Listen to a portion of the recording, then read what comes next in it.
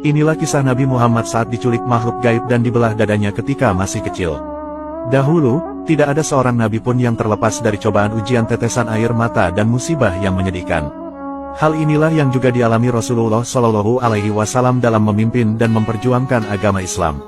Ujian dan musibah yang dialami sang nabi ini sudah terjadi sebelum beliau lahir.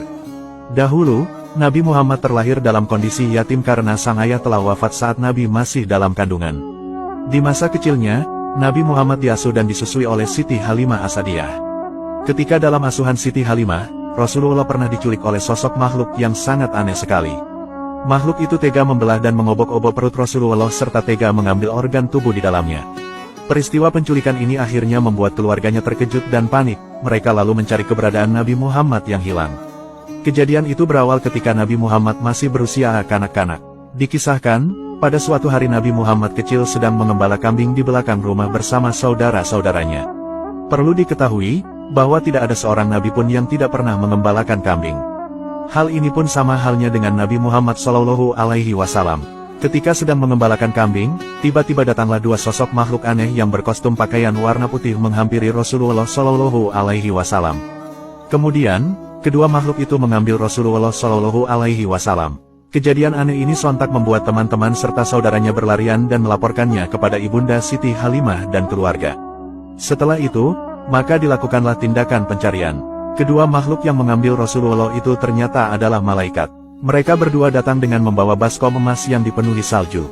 Kedua malaikat itu lalu membaringkan Rasulullah, kemudian membelah perut Rasulullah dan mengaduk-ngaduk isi perut Rasulullah.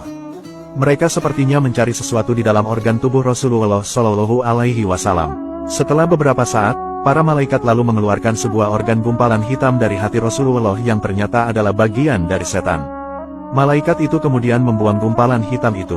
Kemudian, malaikat mencuci hati dan perut Rasulullah dengan menggunakan salju yang bersih. Ada pula yang mengatakan menggunakan air Zam-Zam.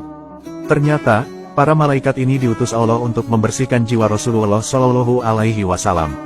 Sehingga, beliau kelak menjadi manusia yang suci batin dan zahirnya. Setelah kejadian itu, akhirnya Siti Halimah dan sang suami berhasil menemukan Rasulullah dalam kondisi berdiri dengan wajah pucat, namun tidak terjadi apa-apa. Orang tua angkat Rasulullah itu khawatir jika Rasulullah sedang sakit. Mereka lalu berencana memulangkan Rasulullah kepada ibu kandungnya disebabkan Rasulullah kerap menghilang. Bahkan pernah juga Rasulullah ditimam-timam dan hendak dirampas oleh orang-orang Nasrani dari Habasyah. Rasulullah kemudian kembali diasuh ibundanya Siti Aminah dan kakeknya Abdul Muthalib. Peristiwa ini terjadi setelah Siti Halimah mengembalikan hak asuhnya kepada Siti Aminah. Rasulullah juga selalu dalam penjagaan Allah Subhanahu wa Ta'ala. Ketika hari berganti hari, bulan berganti tahun, Rasulullah lantas tumbuh sebagai anak-anak yang sempurna dan baik. Inilah anugerah besar yang Allah berikan kepada Nabi akhir zaman. Suatu ketika, sang ibunda Siti Aminah mengajak Nabi Muhammad untuk berziarah ke makam ayahnya Abdullah di Madinah. Mereka berdua juga menyempatkan untuk bersilaturahmi dan bertemu dengan paman-paman dari jalur nasab ibu Sayyid Abdullah. Paman ayah Rasulullah itu sendiri dari keturunan Bani Adi bin Najjar. Peristiwa ini terjadi di tahun ke-7 jauh setelah terjadinya tahun gajah.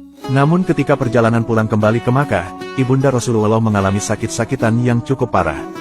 Dan dari peristiwa inilah yang akhirnya menyebabkan ibunda Rasulullah tercinta meninggal dunia. Begitu malang dan sedihnya Rasulullah ditinggal wafat oleh orang-orang tercintanya.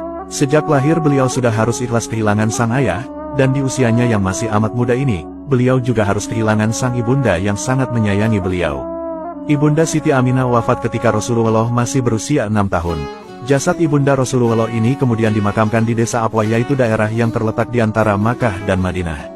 Setelah wafatnya Siti Aminah, Nabi Muhammad lalu diasuh oleh Ummu Aiman, yaitu seorang wanita hamba sahaya warisan dari sang ayah. Ummu Aiman lalu menghantarkan Nabi Muhammad untuk kembali ke Makkah kepada sang kakek Abdul Muthalib. Kemudian, Rasulullah diasuh oleh kakeknya itu. Begitulah kisah ujian dan musibah yang menyedihkan yang dialami keluarga Rasulullah Shallallahu Alaihi Wasallam di usianya yang masih muda.